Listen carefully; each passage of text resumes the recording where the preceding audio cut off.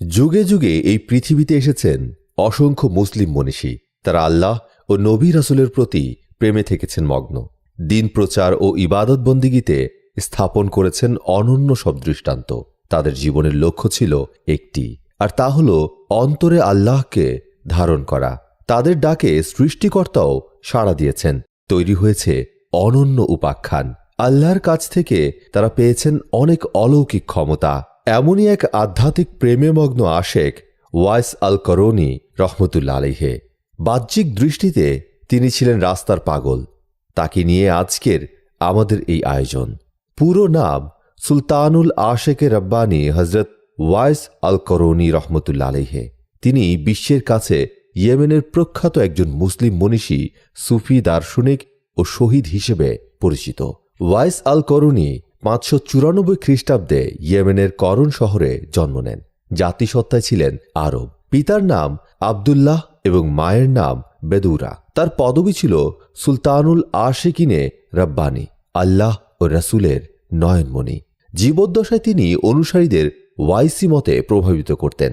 সুন্নি, সুফি ও সিয়াদের কাছে সম্মানিত ব্যক্তি ছিলেন তিনি। আলী ইবনে আবু তালিবের পক্ষে লড়াই করে 657 খ্রিস্টাব্দে ওয়াইস করনি সিফিনের যুদ্ধে শহীদ হন। তারপর তাকে সিরিয়ার রাক্কাহতে দাফন করা হয়। একসময় কিছু চরমপন্থী ইসলামী গোষ্ঠী এটি গুড়িয়ে দেয়। পরবর্তীতে তার সম্মানে তুরস্কের সির্ত প্রদেশের বাইকানে একটি মাজার নির্মাণ করা হয়। ওয়াইস আল করনি ছিলেন আল্লাহ রসুলের প্রেমে মগ্ন এক মনীষী, অথচ তিনি প্রথম জীবনে হজরত মুসা আলাইহিসসালামের অনুসারী ছিলেন, অর্থাৎ পারিবারিকভাবে তিনি ছিলেন ইহুদি। তার পিতা আবদুল্লাহ ছিলেন এলাকার খ্যাতিমান ইহুদি আলেম। তবে পরবর্তীতে আসমানি কিতাবের শেষ পয়গম্বর মহানবী হজরত মোহাম্মদ মুস্তাফা সাল্লাল্লাহু আলাইহি ওয়াসাল্লামের আগমনের খবর পেয়ে ওয়াইস আল করনি এক মুসলিম আউলিয়ার কাছ থেকে ইসলাম ধর্ম গ্রহণ করেন। তার সঙ্গে মা বেদৌরাকেও ইসলাম ধর্মে দীক্ষিত করেন। এভাবে সারা জীবন আল্লাহ ও রসুলের প্রেমে নিজেকে উজাড় করে দেন তিনি। ওয়াইস আল করনি জীবনের শেষ নিঃশ্বাস ত্যাগ করেন ইসলামের কল্যাণে। ওয়াইস আল করনি রহমতুল্লাহ আলাইহে আল্লাহর ইবাদতে এতই মশগুল থাকতেন যে নিজের দেহের প্রতি কোনো খেয়ালই করতেন না। নিজের সৌন্দর্য নিয়ে কখনো ভাবতেন না। জানা যায় তিনি দেখতে ছিলেন উজ্জ্বল ফর্সা মাঝারি আকৃতির। নীল সমুদ্রের মতো ছিল দুটো চোখ। মাথার চুল ছিল আলুথালু, উস্কো খুস্কো। তিনি দিন রাত এতই ইবাদত করতেন যে খাওয়া ঘুম বলে কিছু জানতেন না। এত কঠোর ইবাদতের ফলে তার পেট পিঠের সঙ্গে লেগে গিয়েছিল। পুরো শরীর বেঁকে গিয়েছিল ধনুকের মতো। সারা দেহে মাংস বলতে কিছুই ছিল না, ছিল শুধু হাড়। দূর থেকে তার দেহের সব হাড় একটি একটি করে গোনা যেত। তিনি শত ছিন্ন তালি দেয়া কাপড় পরতেন। সাধারণ মানুষ দেখে তাকে রাস্তার পাগল বলে উপহাস করত। পাথর ছুঁড়ে মারত। পাথরের আঘাতে ফিনকি দিয়ে রক্ত বের হতো। তবুও ওয়াইস আল করনি কখনো কাউকে অভিশাপ দিতেন না। ধৈর্য ধরে থাকতেন। তার ধৈর্যের নমুনা এমনই ছিল যে তিনি শুধু এই কথাটাই বলতেন যে, ভাই, দয়া করে আমাকে ছোট ছোট পাথর মারুন। ছোট পাথরের আঘাতে যে রক্ত গড়িয়ে যাবে তাতে আমার অজু নষ্ট হবে না। কখনো সাধারণ মানুষের আচরণে বিরক্ত হতেন না। ওয়াইস আল করনি রহমতুল্লাহ আলাইহে দিন রাত প্রায় সব সময় আল্লাহর ইবাদত করতেন। দেখে মনে হতো নামাজে ছিল তার দিন রাতের প্রধান কাজ। এরই সঙ্গে তিনি ছিলেন ভীষণ মাতৃভক্ত। ওয়াইস আল করনি মাত্র 10 বছর বয়সে পিতাকে হারান। সংসারের সব দায়িত্ব এসে পড়ে ছোট্ট শিশু ওয়াইস আল করনির ওপর।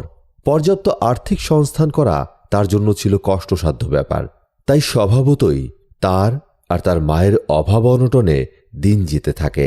কখনো এমন হয়েছে যে শুধু পানি খেয়ে দিন অতিবাহিত করতে হয়েছে। এর মধ্যে আবার তিনি বছরের অধিকাংশ দিনই রোজা রাখতেন। ইফতার করতেন শুধু একটি খেজুর দিয়ে। যেদিন বেশি খেজুর কিনতে সমর্থ হতেন সেদিন 2-1টি খেজুর রেখে বাকি সবই ফকির মিসকিনদের মাঝে বিলিয়ে দিতেন। এমন ধার্মিক ওয়াইস আল করনির এরই মাঝে বহু আমির ভক্ত তৈরি হয়ে যায়। তার এমন জীর্ণ শীর্ণ দশা দেখে ভক্তরা দামি দামি কাপড় টাকা পয়সা দিয়ে ওয়াইস আল করণীকে সাহায্য করতে চাইতেন, কিন্তু ওয়াইস করণী তা ফিরিয়ে দিতেন নির্দ্বিধায়। তাদের উদ্দেশ্যে শুধু বলতেন, আমার দয়াল নবী সাল্লাল্লাহু আলাইহি ওয়াসাল্লামই যখন উম্মতের জন্য সব আরাম-আয়েশ ছেড়ে দিলেন, তখন আমি তার গোলাম হয়ে কিভাবে আরাম-আয়েশ করতে পারি? কোনো সুখ স্বাচ্ছন্দ্য তাকে টানত না। যখন ওয়াইস করণীর খ্যাতি বাড়তে থাকে, তখন তিনি নিজের মাকে নিয়ে জঙ্গলে আত্মগোপন করেন, যাতে মানুষের অতিরিক্ত সমাদর পেয়ে নিজের ইবাদত করতে কোনো প্রকার অসুবিধা না হয়। দিনের বেলায় মাঝে মাঝে মরুর বুকে উট চড়াতে বের হতেন, এতেই তার আর্থিক সংস্থান হয়ে যেত। লোকালয় ছেড়ে জনবিরল এলাকায় বাস করতেন ওয়াইস করণী। দিন রাত আল্লাহর ধ্যান আর মায়ের সেবা নিয়ে তিনি ব্যস্ত থাকতেন। জীবনে বাড়তি সঞ্চয় বা বিলাসিতার ধার দিয়েও চলতেন না এই মানুষটি। তাকে কখনো মানুষ হাসতে দেখেনি।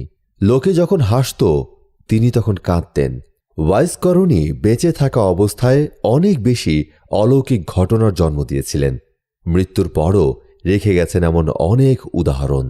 তিনি এমন একজন মানুষ যার পৃথিবী জুড়ে রয়েছে 7টি রওজা শরীফ। প্রথম রওজা শরীফ আছে সিফিনে, দ্বিতীয় রওজা শরীফ দেখা যাবে আজারবাইজানে, তৃতীয় রওজা শরীফ আছে ইয়েমেনে, চতুর্থ রওজা শরীফ রয়েছে পাকিস্তানের সিন্ধু প্রদেশে, পঞ্চম রওজা শরীফ মদিনার দক্ষিণে জোবাইদায়, ষষ্ঠ রওজা শরীফ গজনিতে ও সপ্তম রওজা শরীফ বাগদাদে রয়েছে। ওয়াইস করণী একদিন আল্লাহ পাকের কাছে প্রার্থনা করেন, হে আল্লাহ, আমাকে দুনিয়া ও আখিরাতে গোপন রাখো, কেউ যেন আমার সঠিক পরিচয় জানতে না পারে। মহান রব্বুল আলামিন তার এই দোয়া কবুল করেন এবং সঙ্গে সঙ্গে আল্লাহর কুদরতে একজন ওয়াইস করণী থেকে 7 জন সৃষ্টি হয়ে 7 দেশে চলে যান। পরবর্তীতে এই 7 জন 7 ভাবে 7 জায়গায় ইন্তেকাল করেন। কিন্তু সবচেয়ে আশ্চর্যের বিষয় হল যে 7টা রওজা শরীফেই অলৌকিক অনেক ঘটনা পরিলক্ষিত হয়। ওয়াইস করণীর রওজা সারা বিশ্বের মানুষের কাছে আজও রহস্যের বিষয় হয়ে আছে। চিরকাল এটি রহস্য হয়ে থাকবে বলে ধারণা করা হয়। স্বল্প আহার, রোজা রাখা ও অন্ধ মায়ের সর্বপ্রকার সেবা শুশ্রূষা করাই ছিল তার জীবনের ব্রত। তিনি ছিলেন মাতৃভক্তের অনন্য উদাহরণ। মায়ের আদেশ অক্ষরে অক্ষরে পালন করতেন। শুধু তাই নয়, তিনি যেখানেই যেতেন মাকে ঘাড়ে বসিয়ে নিয়ে যেতেন। এক মুহূর্তের জন্য তার মাকে মাটিতে পা ফেলতে দিতেন না। অন্ধ মায়ের সেবায় ব্যাঘাত হওয়ার ভয়ে ওয়াইস করণী রহমতুল্লাহ আলাইহি কখনো কোথাও যেতেন না। প্রিয় নবী হযরত মুহাম্মদ সাল্লাল্লাহু আলাইহি ওয়াসাল্লামের জীবদ্দশায় ওয়াইস করণী জীবিত ছিলেন। তার আশা ছিল প্রিয় নবীজির সঙ্গে একবার দেখা করবেন, কিন্তু অন্ধ ও অসুস্থ মাকে রেখে প্রাণপ্রিয় নবীজির সঙ্গে দেখা করা সম্ভব হয়নি। কারণ ওয়াইস করণী সব সময় ধর্ম সাধনায় মগ্ন থাকতেন এবং মাকে দেখাশোনা করতেন। পরবর্তীতে তার মায়ের মৃত্যুর পর হযরত আলী রাদিয়াল্লাহু তাআলা আনহু এর সঙ্গে দেখা করার জন্য বের হয়েছিলেন। ঐতিহাসিক বর্ণনা মতে রাসূলুল্লাহ সাল্লাল্লাহু আলাইহি ওয়াসাল্লাম বলেন, আমার সাহাবীদের মাঝে এমন একজন আছে যিনি শেষ বিচারের দিনে সব বিশ্বাসীকে হেফাজতের ক্ষমতা রাখেন। এমন কথা শুনে সাহাবাগণের মনে প্রশ্ন আসলো। তারা নবীর কাছে জিজ্ঞেস করলেন, কে সেই ব্যক্তি? তিনি বললেন, সে আল্লাহর বান্দা। তারা বললেন, আমরা সবাই আল্লাহর বান্দা, কিন্তু তার নাম কি? রাসূল পাক সাল্লাল্লাহু আলাইহি ওয়াসাল্লাম বলেন, ওয়াইস। তারা আবার বললেন, তিনি কোথায়? উত্তরে প্রিয় নবী জানিয়েছিলেন, ইয়েমেনে। সাহাবাগণ জিজ্ঞাসা করেন, সে যদি আপনাকে ভালোবাসে তাহলে কেন আপনার খেদমতে হাজির হয় না? রাসূল পাক সাল্লাল্লাহু আলাইহি ওয়াসাল্লাম তার জবাবে বলেছিলেন, সে আমার দর্শন গ্রহণ করেছে এবং সে একজন বিশ্বাসীর অন্তর্ভুক্ত। শারীরিকভাবে তার এখানে উপস্থিত হওয়ার কোনো প্রয়োজন নেই।